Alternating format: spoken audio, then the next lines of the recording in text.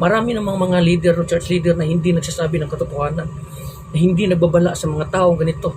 Yung kanila sa lagi nila sinasabi, yung buhay ng mga apostoles, buhay ng mga propeta, ito ganito, hindi nila sinasabi yung katotohanan patungkol sa kasalanan, patungkol sa buhay at kamatayan, patungkol sa malinis at marumi, patungkol sa tamang daan na tatahakin ng bawat tao. Kaya yung mga pastor, mga church leader ay hindi rin maiwasan o yung tao na yan ay mapupunta rin sa impyerno dahil sa hindi nila pagsabi sa katotohanan, sa mga katotohanan na ipasabi ng Panginoon para sa mga member nila, dahil nga takot sila na mawala ng member, na mawala ng tao.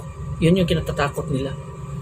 Kaya ayaw nilang sabihin ng katotohanan. Kaya yung mga member nila nag-expect na rin na akala nila is okay na lang, okay na yun.